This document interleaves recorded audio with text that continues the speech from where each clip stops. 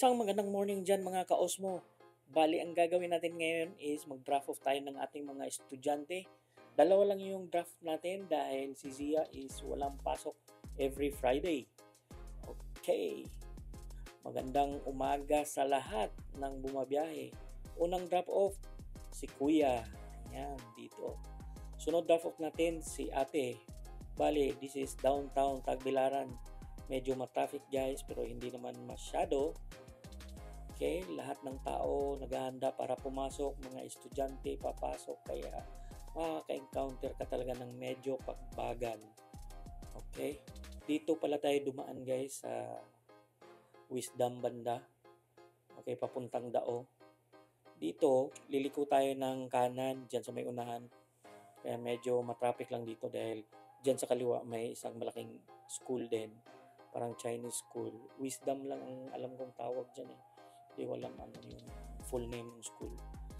Anyway, dito lang banda, medyo matraffic talaga papasok at labasan ng estudyante paghapon. Pero after nan, pagliko natin, kanan, tuloy-tuloy na yan guys. So, it's normal. Lahat naman talaga siguro ng lugar na may eskwelahan, talagang babagal talaga yung takbo mo kasi for safety para sa mga bata na may laging tumatawid. Okay. So bali guys, ang gamit natin ngayon is Osmo Action 3. Okay. So kumusta naman ang ating footage? Okay lang ba? Naka 4K 60 frames tayo. Medyo hindi lang siya ganun ka-sharp kasi meron pang salamin nung sasakyan sa unahan eh. Kaya parang may reflection na konti. So ayan guys, nakikita nyo may pedestrian. Okay. Kaya hihinto ka talaga. Ayan. Thank you kay Kuya. Nagmamando sa trafiko. Ayan guys. Diliko na po tayo dyan. Okay. Kapag mahilig ka mag-bike, maganda mag-bike dyan dahil paahon. Yan, batak na batak yung hita mo dyan talaga, yung binti mo pag-ahon. Kaya, ayan, no? Tsaka maganda rin pala ang tambayan yan dyan sa may kanan guys. Malaki ang playground dyan. Malaki yung area, may basketball court, may lugar na parang sementado para pwede kang mag-skates, ganyan, rollerblades, okay? At sa may unahan nito guys is ang Capitol Building ng Bohol. Okay, paakyat to konti guys. Ayan, makikita nyo. Yan, pagkakanan ka dyan, papunta ka ng Capitol. Pero diretso po tayo. Okay, nakita nyo naman, smooth lang yung takbo natin. Hindi masyadong traffic. Walang ka-traffic guys. Okay. Medyo makulimlim lang ngayong araw na to. Maulap. Kasi akala ko, umambo na kanina eh. Pero hindi lang natuloy. So, ayan. Medyo pababa naman tayo ng konti. Ayan, medyo pababa ito siya guys. Dahan-dahan lang tayo dito dahil palikuto eh. Pwede ka rin dumaan dyan sa may diretso guys. Minsan dyan ako nadaan eh. Tapos liliko ako dito. Ayan. Nakita niyo naman ang daan. Super wide. Walang ka-traffic. So, smooth na smooth. Okay. So, sa lahat ng mga motorista dyan, shout out. Drive safe. Iwasang mainit ang ulo. Iwas road rage.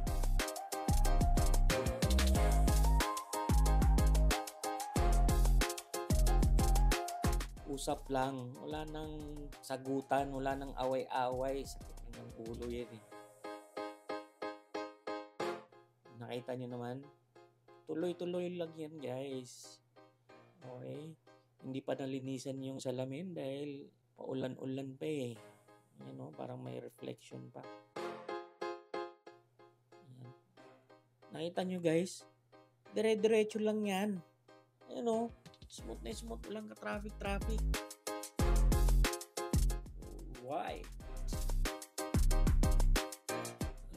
Nag-almusal na ba? Nawahaw na ba makanan? Unsa may sudan ninyo? Ano yung ulam nyo kinain, guys?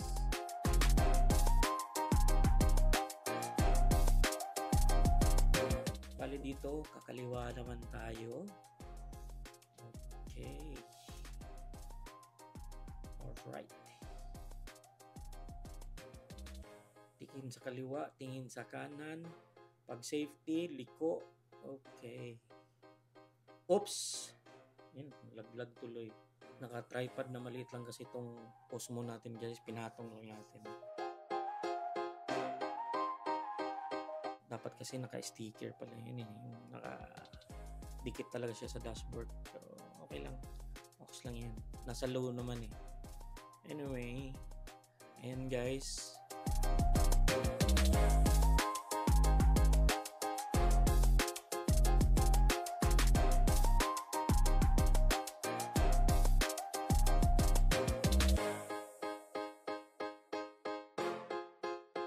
Itong area na to guys is dao na to siya. Sa lugar na to, may malaking project na ginagawa. Okay.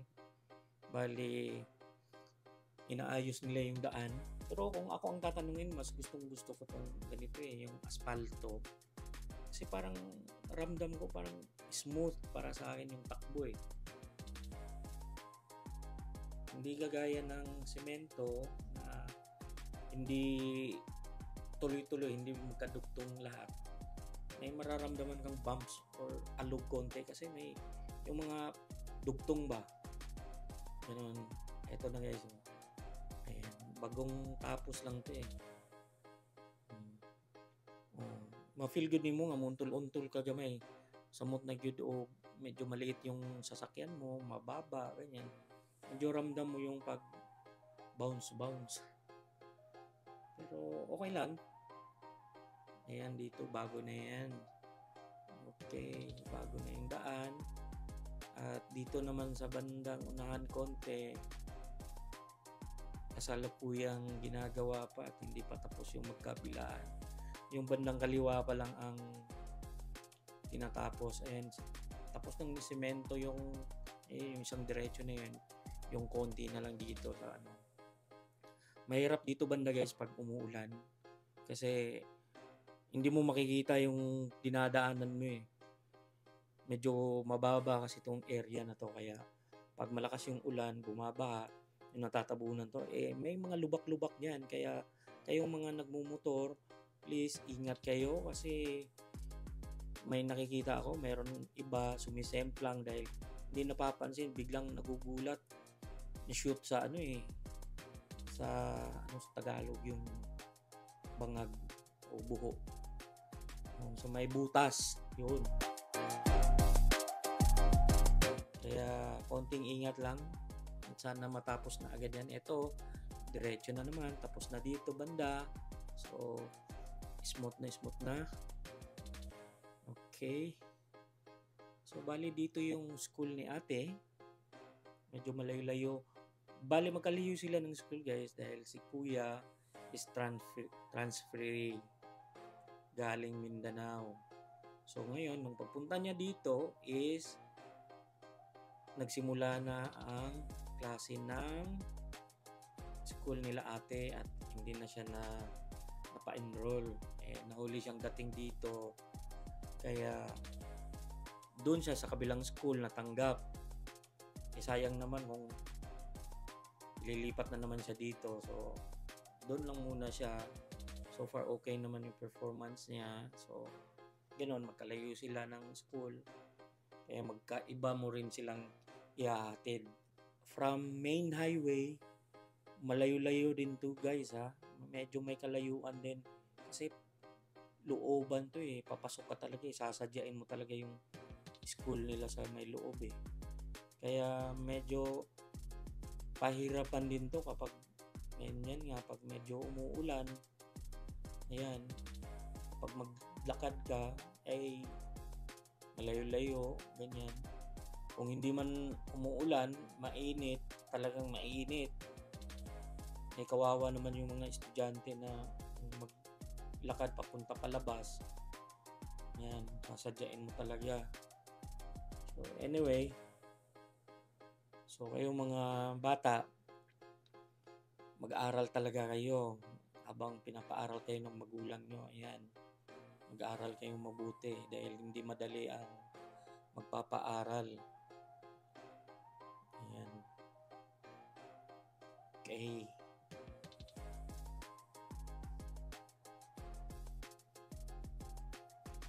Pero minsan, nilalakad lang to ni ate papunta sa office eh. Pag out ni ate ng hapon, maglalakad siya papuntang office. Ayan. May kasama na rin siyang exercise. Kapag umaambon, ganyan, ulan, yan, susunduin ko yan para hindi na mabasa or maputik kasi. So, ganyan lang guys, ganyan ang routine natin araw-araw.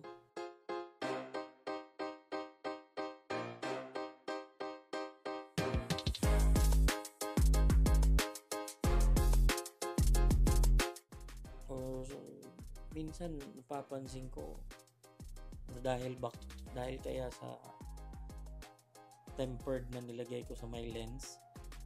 Kaya minsan napapansin ko parang hindi ganun ka-sharp. Minsan sharp naman, so minsan hindi ganun masyado. Or sa talagang pag low light, medyo mahina talaga siya pag low light. Anyway, ganyan lang talaga guys. Araw-araw. So, enjoy naman. Walang ka-pressure.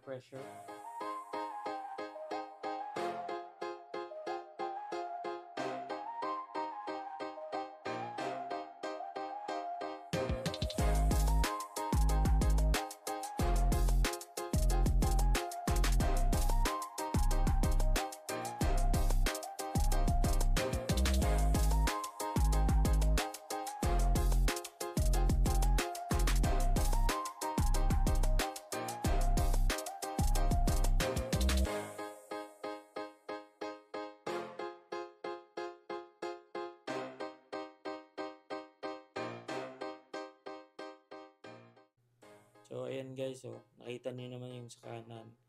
Malapit nang matapos yan eh. Tapos, tingnan niyo kung gaano kataas. Ang pagkakaiba ng yung dating daan, tsaka yung ito, yung asfalto, tsaka yung sinimento nila. Sobrang taas, di ba? Kasi mababa tong area na to eh, kaya pag umuulan, dyan, naiipon yung mga So, bali, dito lang tayo, guys. Malapit lang yung pinapasukan natin. Ayan. This is it, pansit. Okay. Ayan guys.